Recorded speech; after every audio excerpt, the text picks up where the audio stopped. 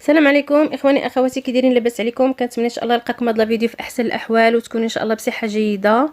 اليوم ان شاء الله غنشارك معكم هذا العصير هذا اللي كيجي زوين وفي نفس الوقت راه صحي، وكنتمنى ان الاعجاب ديالكم. فكنتمنى انكم تجربوه. كنتمنى لكم فرجه ممتعه، ودابا ان شاء الله غندوزو مع يعني المقادير ديالو، هادو المكونات اللي فيه والطريقه ديالو. على اي المهم بالنسبه لهذا، هنا عندي 2 تفاحات حامضه، 2 خيارات، وواحد الطرف ديال السكنجبير اولا الزنجبيل. هنا على اي هنا التقشر راه كلشي تعرف يقشر تبارك الله. المهم انا غير بغيت نشارك معكم هذا العصير هذا صراحه لانه مفيد للذات بزاف.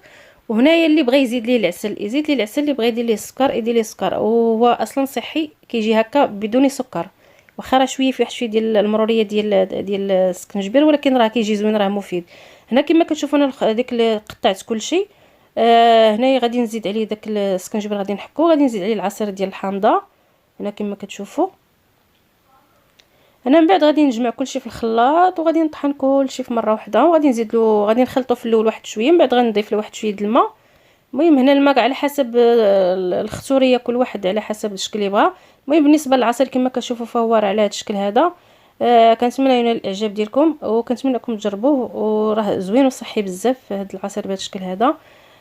هنايا كنبغي نشكر جميع الاخوان والاخوات اللي من المغرب وخارج المغرب، وكنتمنى التوفيق للجميع، وتنقول لكم السلام عليكم. الفيديو اخر ان شاء الله.